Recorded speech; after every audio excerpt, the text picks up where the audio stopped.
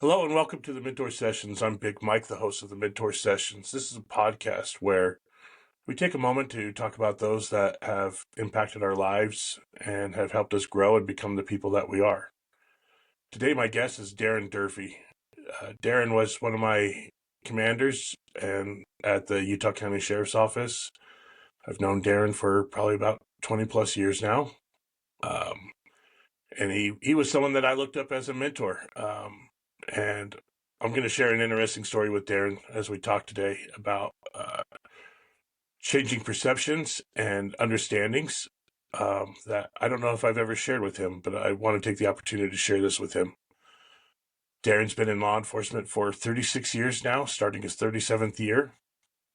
He's been the jail commander at the Utah County Sheriff's Office and is now the jail commander at the Tooele County Sheriff's Office. Very, very different beasts, very different facilities. Utah County Sheriff's Office jail was a very large facility compared to what Tooele County is. And so he's probably the best person to help bring it back up or bring it up to modernization and bring a lot of the tools that we were able to implement in Utah County with his knowledge. I know Darren's won the Utah Sheriff's Association Jail Commander of the Year once or twice, Darren? Twice now, yeah. Twice. Yep. So he's very knowledgeable in law enforcement. He didn't just work in the jail. He worked probably every position they had at Utah County while he was a deputy there. He was a sergeant. When I met him, he was a lieutenant. And I'm just great to have this opportunity to speak with Darren today and get his insight on what mentorship means to him.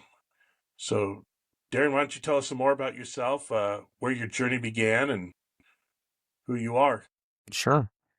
So, Darren Durfee, I grew up here in Utah. I grew up in southern Utah.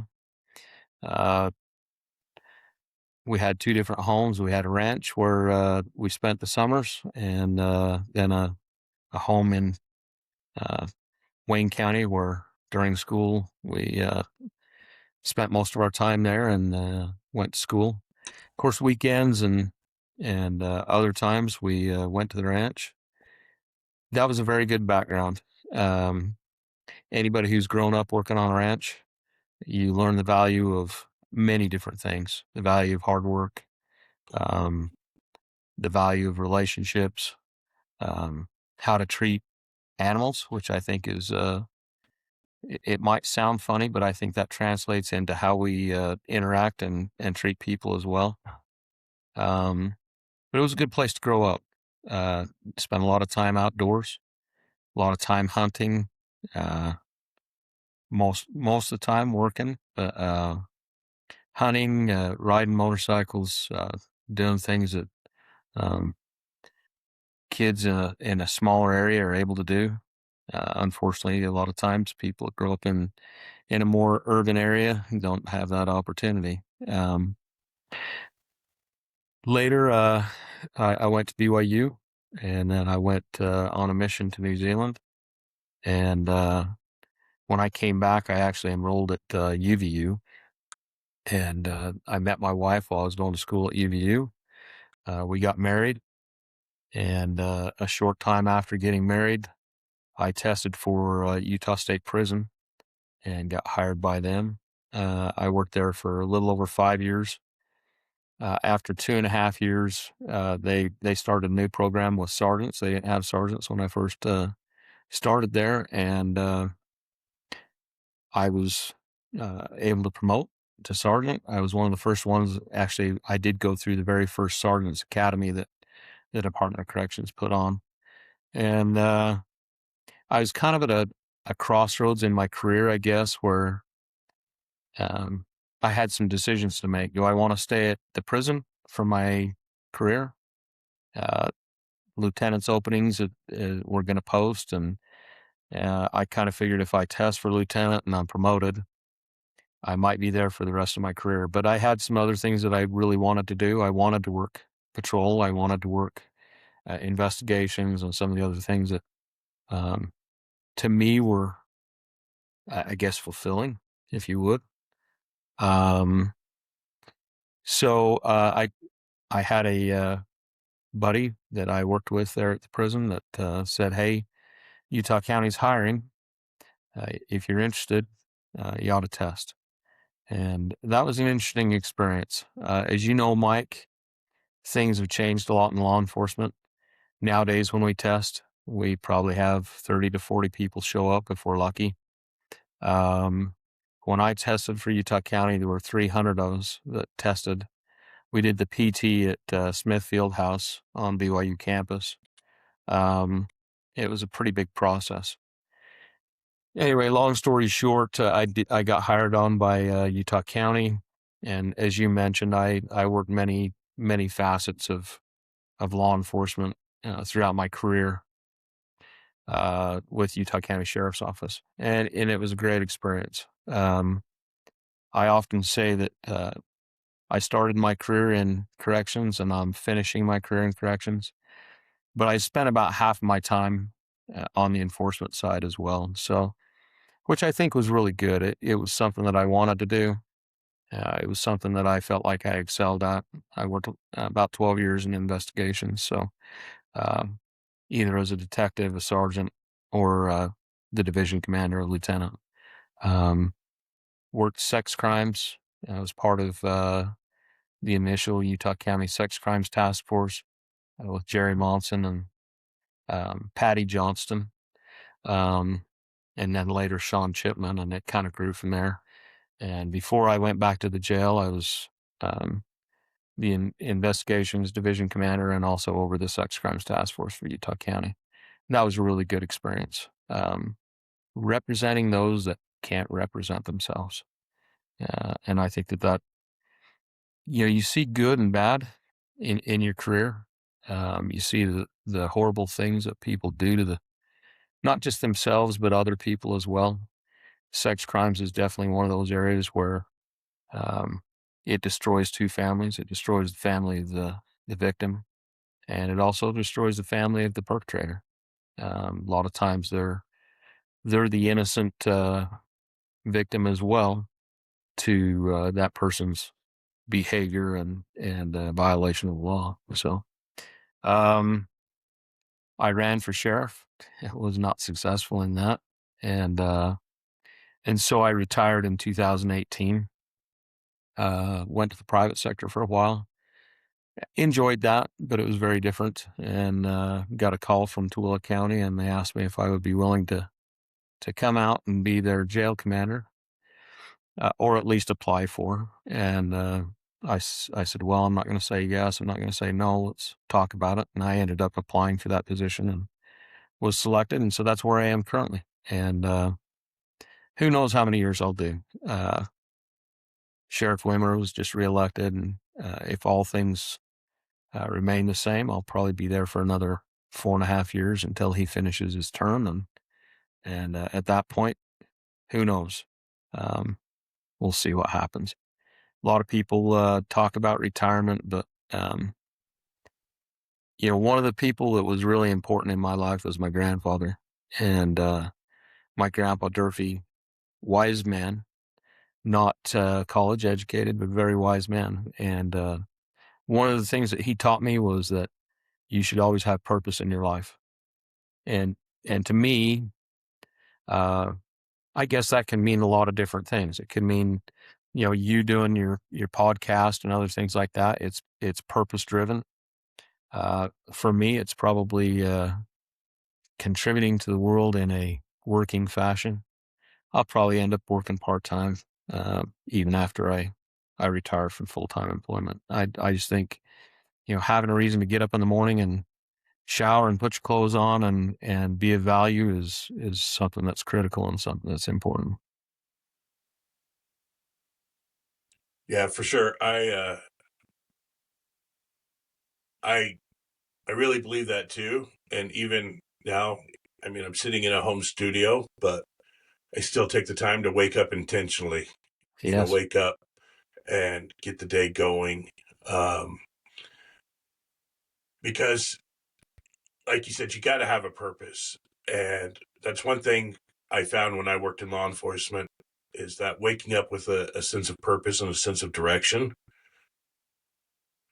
really helped. And then I'll tell you, I struggled when I got out of law enforcement for a while there. Um, of like, okay, what am I contributing anymore? Who am I? Kind of an identity crisis. Who am I now? And having to rebuild and refine my identity outside. And that actually kind of led me here because, like you, I went into the private sector and I enjoyed what I was doing, but I wasn't feeling as fulfilled, as successful. Uh, Mentorship is something I've always loved. I've always sought out people to help guide me in a direction, instead of just trying to float along. And so I decided I wanted to highlight that. And it was, to be honest, it was kind of a tough sell to Christine, my wife, that, hey, I think I can do this and I want to do this because I think it's important for people to understand we don't always just get there. We get there with the help and with the influence of someone. You mentioned your grandfather. What are some of the life lessons that he taught you that you still take with you today? Well, things were different back then, as you well know. Yeah. He was born in 1903, so he went through the Great Depression. He grew up one of 16 children. Um, you know, grew up herding sheep and herding cattle and a lot of different things. But one of the things that I remember about my grandpa is we lived next door to each other on the ranch, and he would come through the front door of the house uh, before it was light and kind of slam the front door and walk out the back door and slam the back door. That was your cue to get up. And you know, it's time to get busy, right? Um, and so, I did spend a lot of time with him.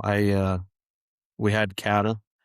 Um, for a lot of my youth, we'd go out on the mountain and herd cattle for the week, during the week, me and my grandpa.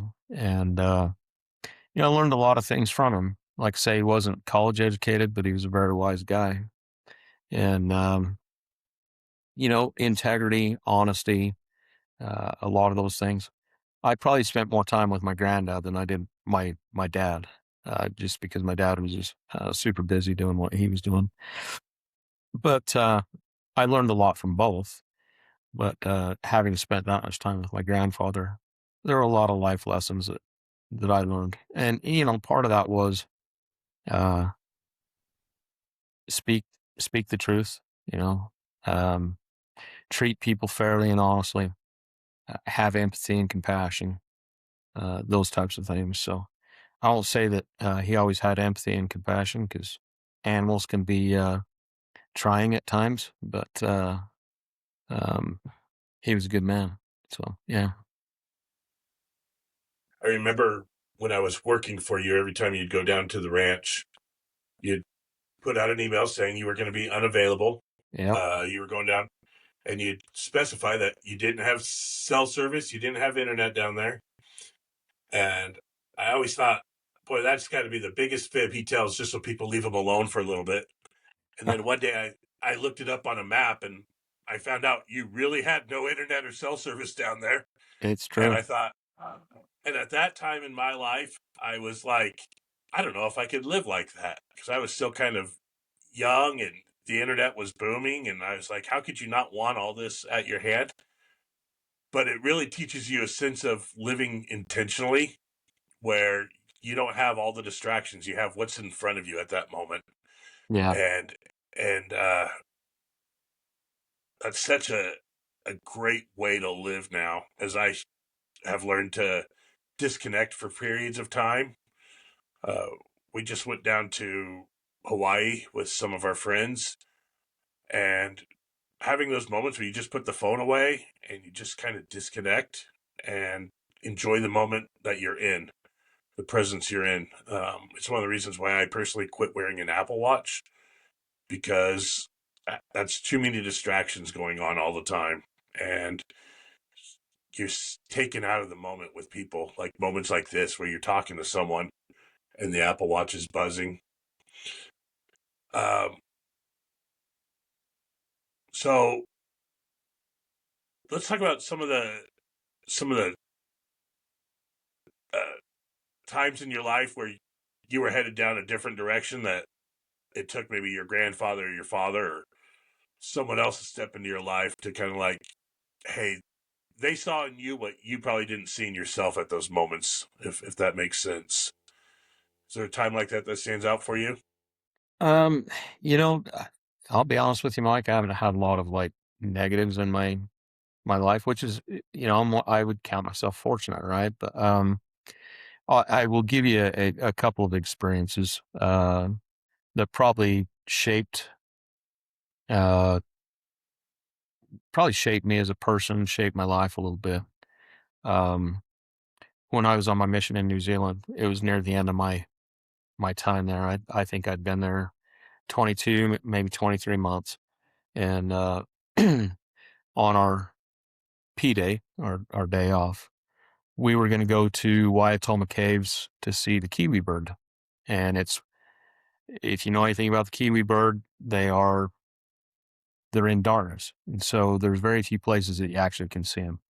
Anyway, on our way there, it was raining cats and dogs. We were involved in a traffic accident, and one of the guys in the back seat was ejected out of the vehicle.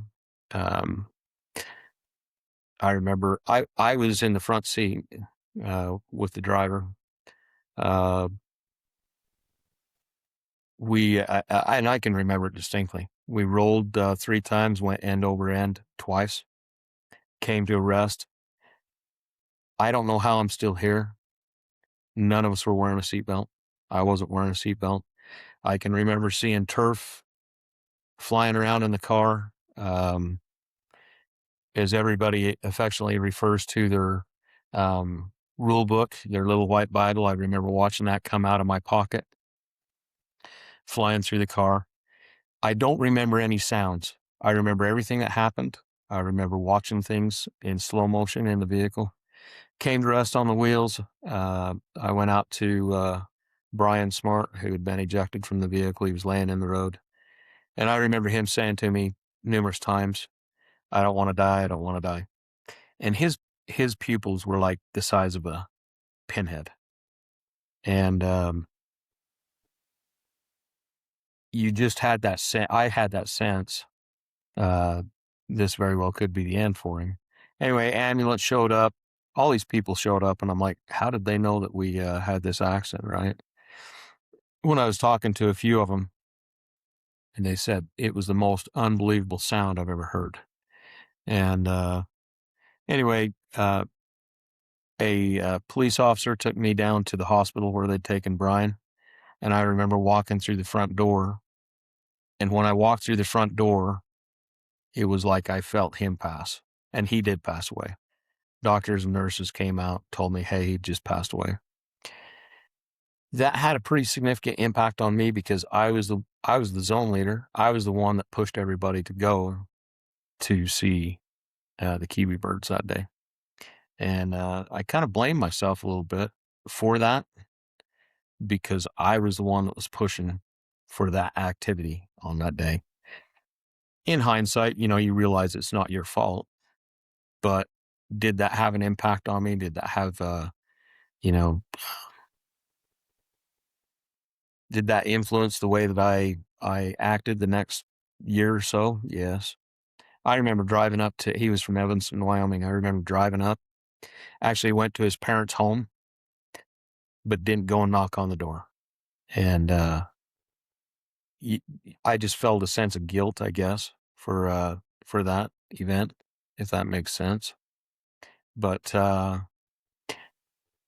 the other part of that is that also had a positive impact on me as well, not just a negative impact.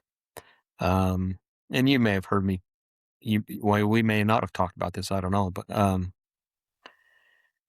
it was one of the things that probably led me to law enforcement, to serving people. Is I felt like I needed to um, do something good with my life.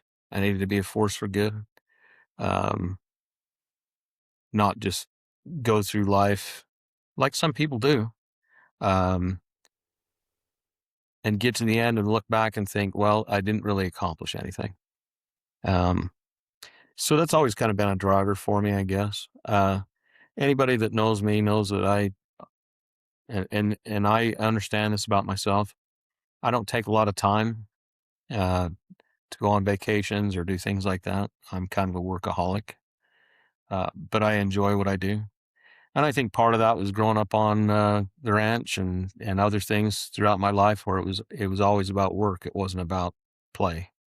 And as a consequence, I think sometimes maybe I was a little too serious uh, throughout my life, not taking the opportunity to slow down a little bit and um, have fun with people, I guess, that type of thing. But um, here I am, 59 years old.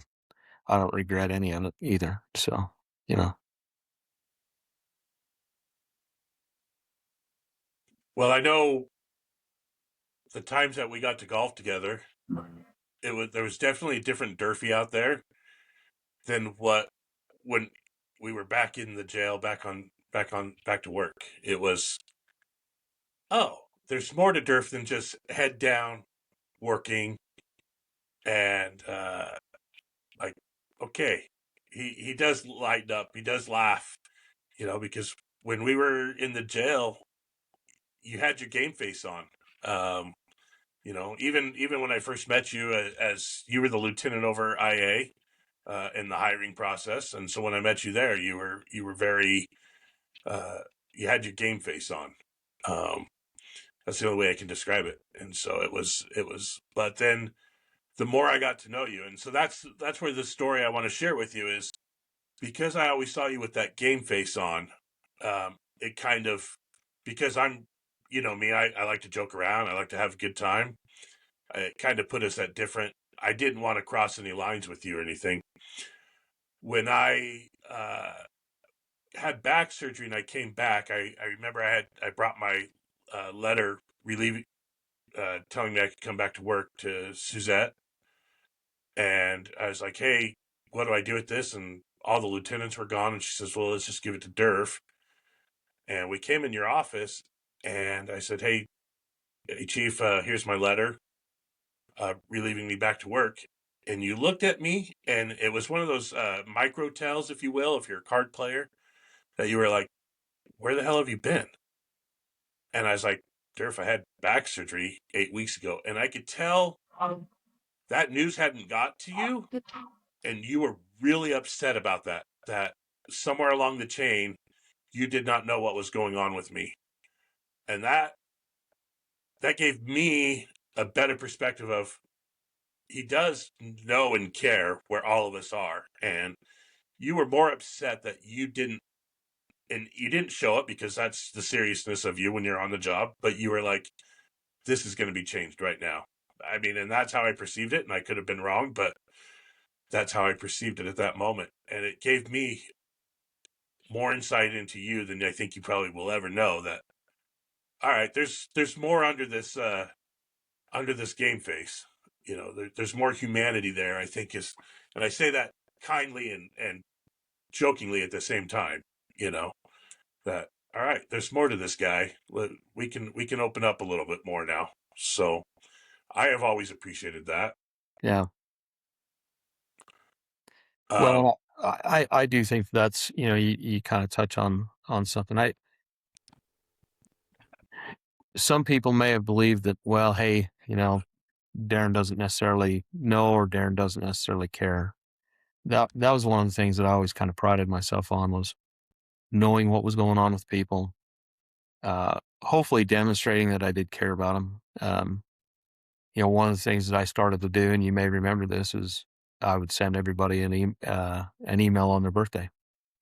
And, I know some people probably thought somebody else was doing that for me. There was a time where somebody actually said that.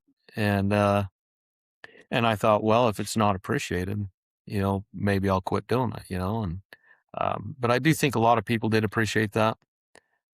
It wasn't something that I had to do. It's something that I wanted to do. Uh, and despite what people may think, there may be some even today that think, well, did he really care? Yeah, I did.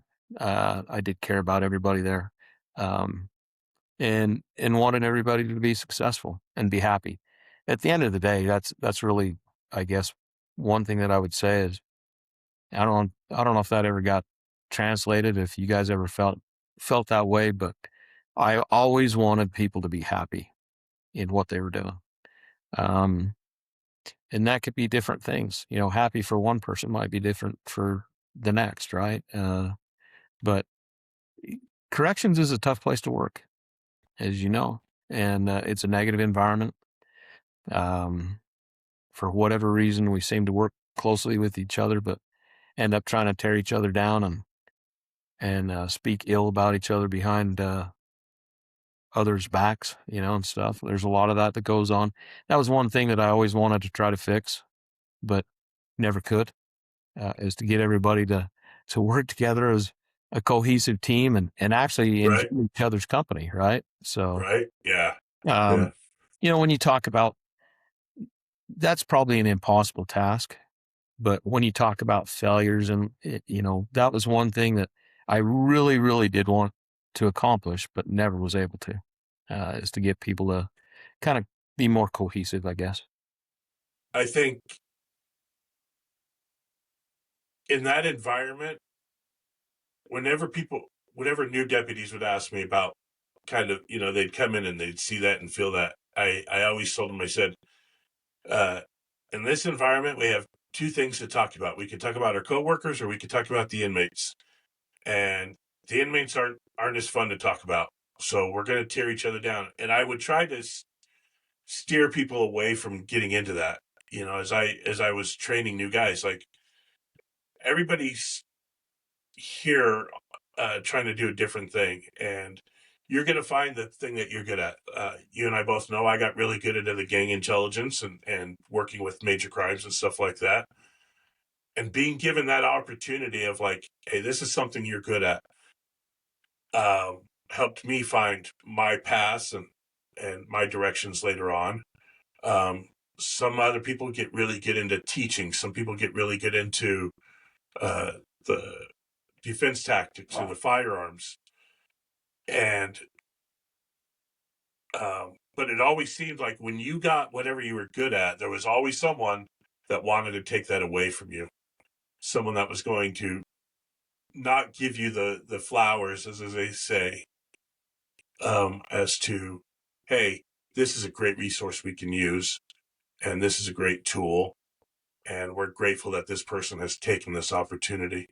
I want to ask, so you ran for sheriff, and I remember that. Yeah. Um, uh, what, who do you think helped put you in a position where you felt comfortable running for sheriff and knowing that you did have the skills? I think there were a number of people that did, honestly. I mean, it's hard to even describe, I guess. I will say this, throughout my career, and I tell people all the time, I, I I had people who were really, really good leaders, really, really good examples, I guess. And then I had people that were horrible leaders, that were very good examples about what not to do. Right. And I think it's important to know the difference, right? And I think it's important when you're developing yourself, um, to be in a leadership position that you recognize that there are different forms of leadership, there are different styles of leadership. You have to find what works for you best. And what I always said to myself was when I had somebody who was a horrible supervisor, I would say, hey, I'm never going to do, if I'm ever in a leadership position, I'm never going to do that. Or for those that were really good leaders, I want to emulate what they're doing. And, I learned a lot from Jerry Monson. Um, I worked with him and for him for a lot of years. Jim Tracy. Uh, I learned more about probably that next step about running for sheriff from Jim than anybody else. Um, in my opinion, he was a really, really good sheriff. And more importantly, he's a really, really good person. Um, and so, watching what he did, a lot of people don't understand um, the magnitude of that job. They don't understand how many hours he spent up at the Capitol in meetings and doing other things that are required of that position. And I think watching him, being with him, um, being part of that leadership team for a lot of years, um, made me feel comfortable running for sheriff. Um, helped prepare me for that. I still believe that had I been elected, I would have been a very similar sheriff to himself. Um, but you talk about trying times that when you lose, and very few people understand what it's like to run a campaign, um, especially at that level, and come out the loser. Um, it's you learn a lot about yourself. uh, you learn about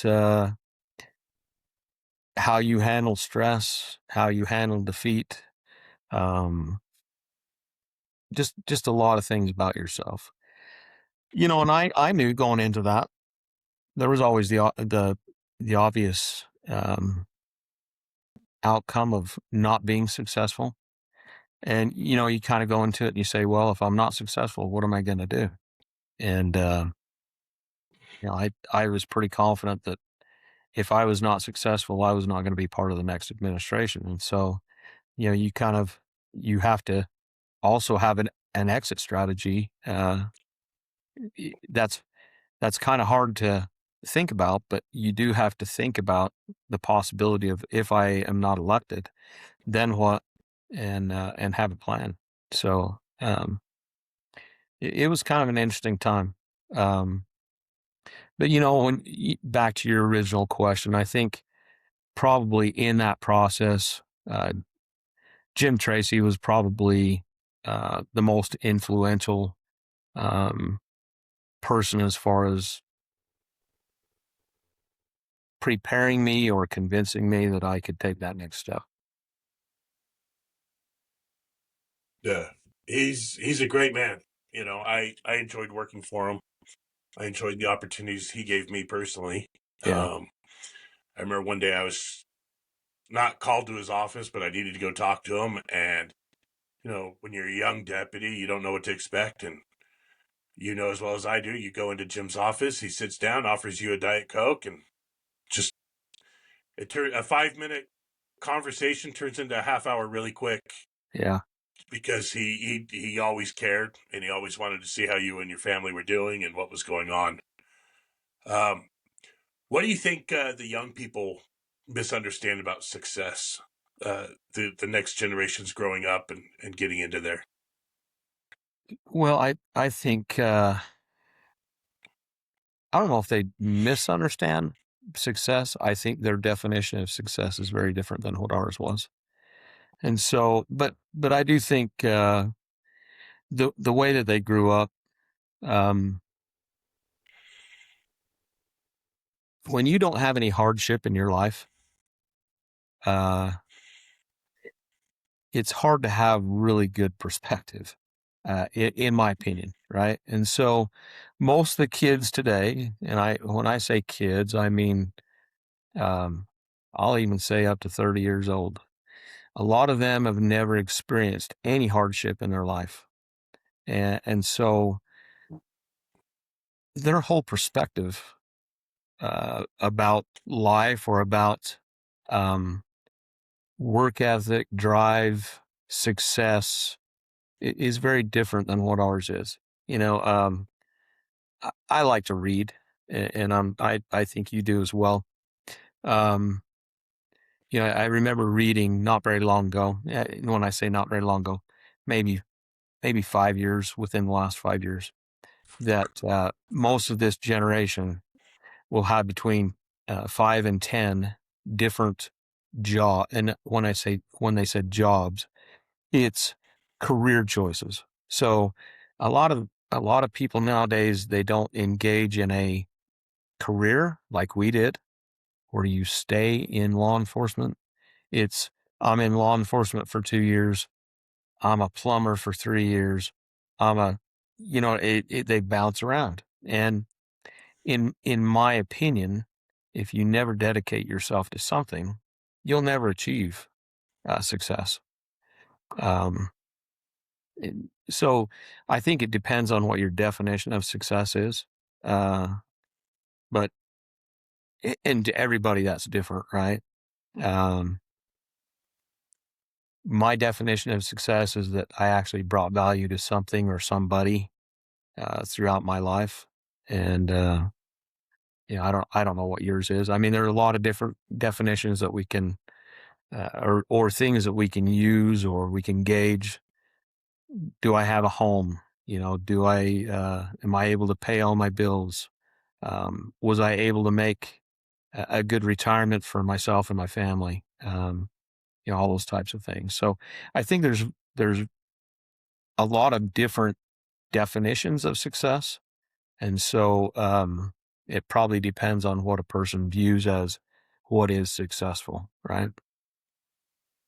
Well, I'll tell you, when people ask me about my career in law enforcement and what I enjoyed or what was the best part about it, uh, I always point out. I always go to this. This is how I know I had a good career. I had cops, reformed criminals, judges, prosecutors, and defense attorneys all at my retirement open house, sitting down breaking bread together. To be able to bring all those people together where there was a celebration of a career, a celebration of a person. And to me, that's how, like, I told my wife afterwards, I said, that shows I did it right. I had the right goals and the right impact in my career. And so that meant a lot to me and it still does. That's the highlight of my career. That's my mountain peak. Is like, okay, I did it right.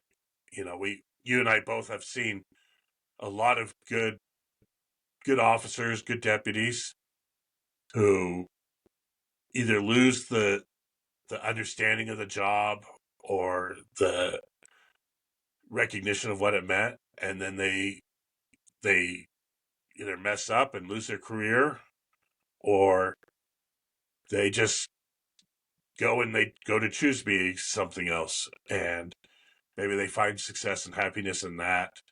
Um, so that's how I knew I did it right, and the fact that shortly after my career, having people reach out and ask questions about this, that, and the other, about, hey, what's a recommendation for this? How do you feel about that? And still having an impact on people's careers coming up. As a jail commander, with a different county and in both, you yourself have moved into that spot where you're a teacher and a mentor to the next generation. Sure. Um, when did you realize that, like, okay, I have to take this opportunity to help train and mentor the next step of deputies, and what is it that I want to show them and help them to benefit their careers? It's interesting that you mentioned that because, I think that if you look back when you started your career, Mike, and as I look back to when I started my career, I'm certainly not the same person today as that 22-year-old kid that Oh, started 100%. that started in 100%. profession. Yeah, and I look back to the early stages of being in a leadership position to where I am today, and I was just having a conversation with a couple of my sergeants um, the last couple days. And my job is to prepare people to take my place. It's always been my job, right?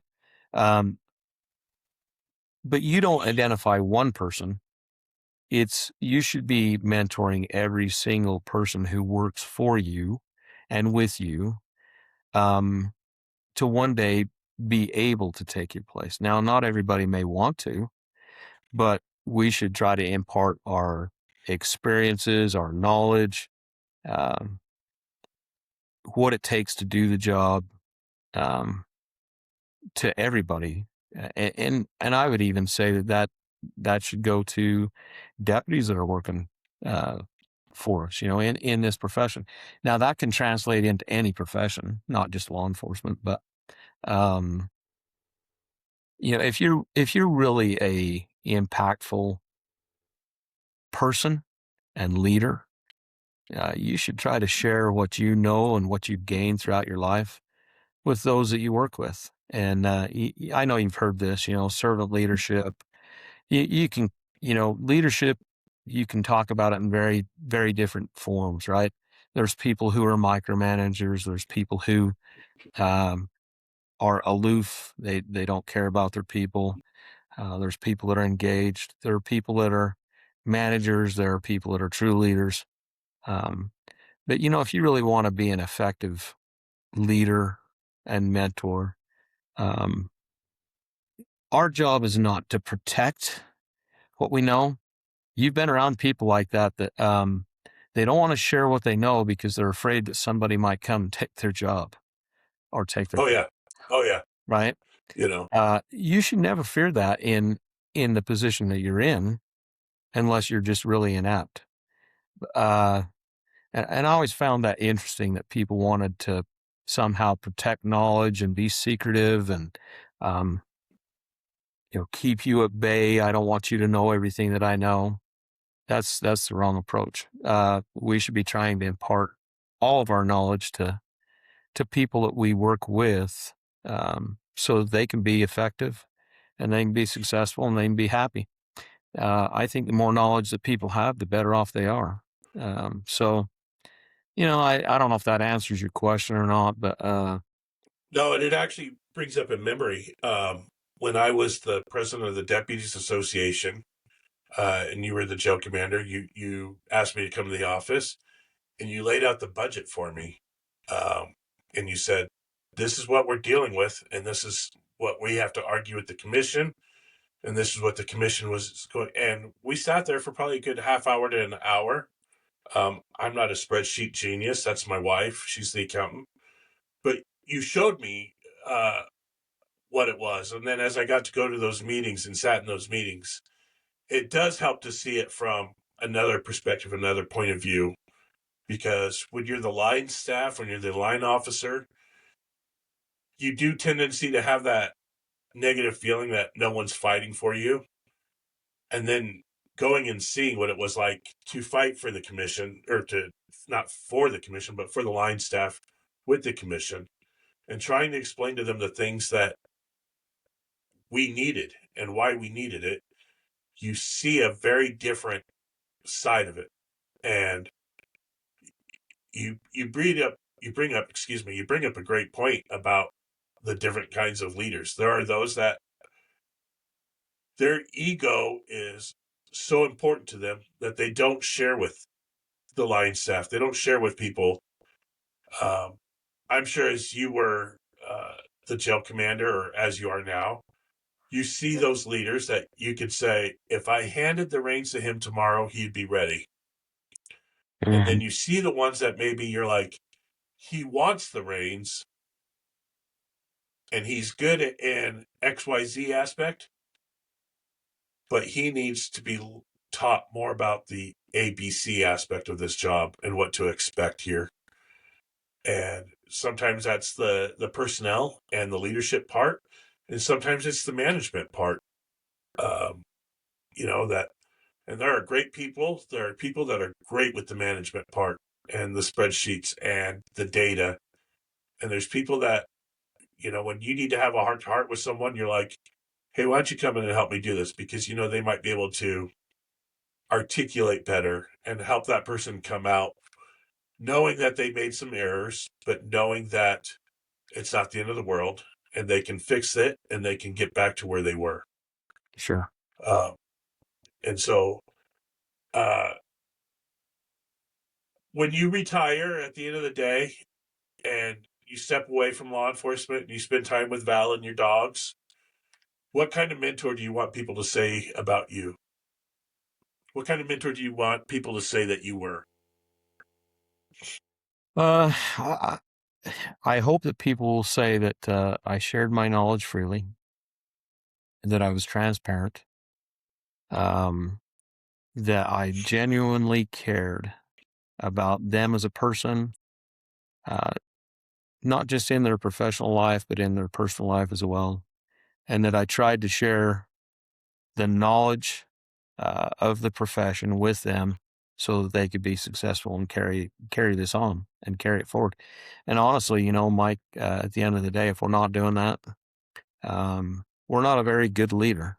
Um, and you know this. I mean, you've worked for people that you're like, geez, they need to they need to choose a different career path, or they should be in a leadership position, or whatever, right? And we've all seen people like that. It's just the nature of the beast. It would exist in any job or any profession, and it does, quite frankly. But there are people that should lead people. There are people that should never lead people, and I think we see the differences. But when you talk about leaving a legacy, or um, when you step away, um, I think for me personally, I just want people to say that I genuinely cared about them, and I tried to do the best that I could to share that knowledge with them, and yeah, that's that. I would consider that a success, I guess. Was there ever a time where you saw something in someone and you wanted to give them the opportunities, but their direct supervisors or supervisors over an area that that individual wanted to work in wouldn't give them a chance, and how did you deal with that in advocating for that person to be given that opportunity? Does that make sense? It does. I think I didn't know if you would bring this up or not, but and hopefully you're all right with it. Um, I remember when you tested for patrol, and you tested a number of times. Um, and I remember you came to me. Do you remember coming to my office and asking me? Oh yeah, absolutely. Yeah. This isn't where I was going with it, but yeah, we're happy. I'm happy to discuss it with you. Um, but you said, I've gone over there and asked why. I want to know why I'm not getting selected to go to patrol. And we had a pretty heart-to-heart conversation about that aspect of your career, and I was probably one of the few that was advocating for you. There's another person that went to patrol, which is Justin Mortensen, who had tested many, many, many times, been declined many, many times. And I said, just give the guy a chance. He'll do a good job for you. And he did, right? He did Uh, a great job. yeah. And I had said the same thing about you. And I remember you asked me a few questions, and I said, hey, Mike, if you want to know, I'll tell you, since nobody else is. Just be prepared for what the answer is. And then we had a good discussion. Um, it's unfortunate that people are not willing to have those difficult conversations with other people. And at the end of the day, if you're going to hold somebody back for something perceived or real, you ought to have the stones to sit down and talk to somebody and tell them what it is. Now that didn't have anything to do with me because I was the jail commander at the time, Right. uh, and you were testing for patrol. But I remember sitting down and having a conversation with you and telling you why, because nobody else was willing to sit down and have that conversation with you, which I thought was was really poor on their part. So, um, and to your credit, uh, you took that all in, and you were not bitter about it. Um, you worked just as hard the next day as you were that day. Um, I think that was probably hard to hear during our discussion, but at least it was honest, right? And I think at the end of the day, we talked about this a little bit earlier. If you're not willing to be honest, if you're not willing to maintain your integrity throughout your career, what is it that you have in law enforcement? That's really at the end of the day, that's all we've got. So when I finish my career, if I ever jeopardize or compromise my integrity in this profession, everything that I've done is for naught, you know. So I don't know. It's kind of interesting how when it comes to having hard conversations, I know it's difficult. It's human dynamics. It's human nature to not want to hurt somebody else's feelings or whatever. But conversely, uh, you're hurting somebody's feelings by or you're not serving them well, but by not having a conversation with them and telling them the things that they need to improve or can improve or whatever the case may be. Yeah, that's the thing that I think, if you have the ability to go in and sit down and ask for those hard conversations, you got to be willing to get the answers Mhm. and take that in and see what it is you can change and do. Um, and and then you also have to show that, okay, I can accept this defeat at this moment, but I'm not going to let it change me.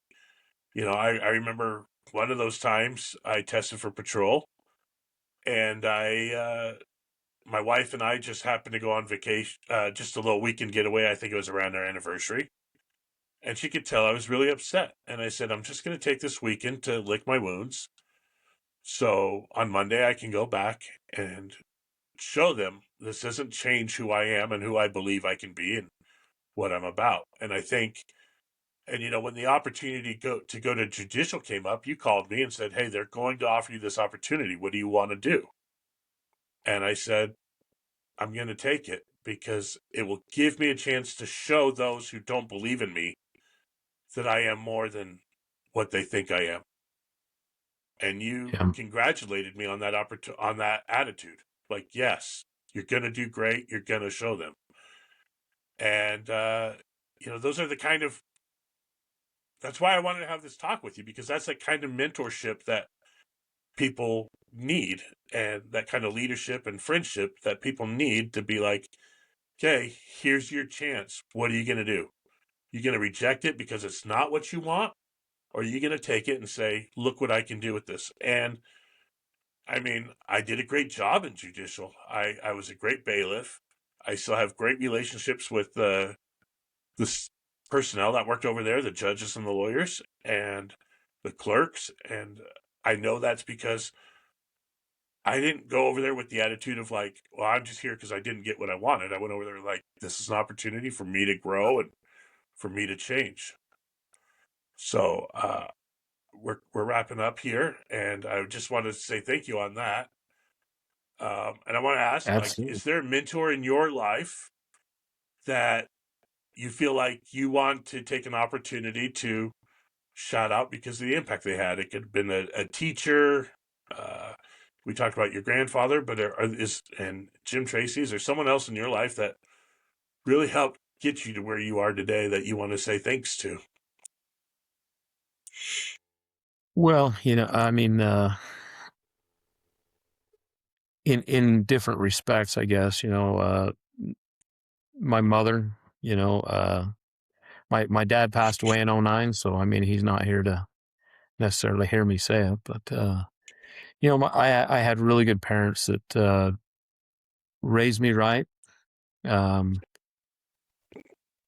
emphasized the importance of education. You know, when you talked about where I grew up down on the ranch, no phone, no internet, no TV, no distractions. So it was work, and then I read a lot of books, and I think that was my mom is even today reads a ton, and I think her direction, being a good person. Um, and when I say being a good person, treating people well, um, that probably comes more from my mom than anybody else. My grandfather, yeah, a very important role in my life. My mom's grandparents, same thing, but they lived in California, wasn't around them a ton. Um, one of the things that one of my hobbies that I have came from my grandpa carpenter, my mom's father, which is fishing. Um, and you know, I still love to do that today. And that's really primarily because of him. But as far as my career goes, um, I would say honestly, in one aspect of my career, Gary DeLand was very much a mentor for me. Uh, and when I say that, I've done jail inspections, I've done Hmm. teaching and other things. That was because Gary saw something in me and developed that. Was a mentor for me in that part of my career. It- but more importantly, when I came back to corrections, he was the guy that you wanted to emulate. Well, he taught me the importance of knowing why you do something. And I think that that's really important in life. It's always about the why in life, right? Yeah. You can tell somebody to do something, but if you then explain why you want them to do something, that's critically important. If somebody understands why, they're much more willing to do something than just asking somebody or telling somebody to do something. That was one of the things that I gained from Gary. The reason we do this is because case law dictates that we should do it this way. The reason we do this is because um, there are certain standards or guidelines that you should follow that will keep you out of um, legal liability, things like that. And so Gary was very much a mentor for me. Jim Tracy, as we talked about, very much a mentor for me. Um, uh, and I still have a relationship with both those guys today. Um, Even though they're both really retired. I retired once, but back in the business. So, but I think that's important. You can kind of you can tell who you're. We talk about friendship. Uh, our friends are a pretty small, tight group of people. Um, in this business, you would think you had more friends than what you have. I call them associates. For sure. Yeah, there's a lot of associates, but there's very few that are actually friends that you stay in touch with, that you have that genuine connection with, right? Uh, so, uh, those mentors, I would say that they're friends as well. I consider them friends. But yeah, it's a pretty small group of people, I think, that are true mentors in your life. Um, there's people that have influence in your life, certainly, but I think those that you would consider a mentor or a friend, um, that's a pretty small, tight group of people. Yeah. Well, Chief, I appreciate your time. And I appreciate everything that you've taught me.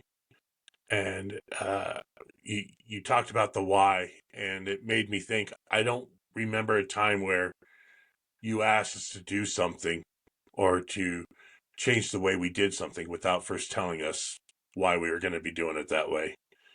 And sometimes you had to say, I can't tell you right now, but if you want to talk about it, come see me.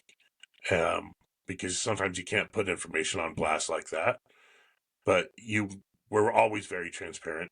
You were always, um, your door was always open in the literal sense that those that took the opportunity could come in and discuss whatever we wanted to, be it the state of the Denver Broncos or a person's career and or what's going on with some of the inmates and some of the decisions. So I appreciate that. And I appreciate you taking the time to sit down with us today on the mentor sessions and sharing your story and your thoughts about mentorship and being a mentor and those that influenced you in your life. So thank you so much for joining us today. Yeah, thanks for having me on, Mike. I appreciate it.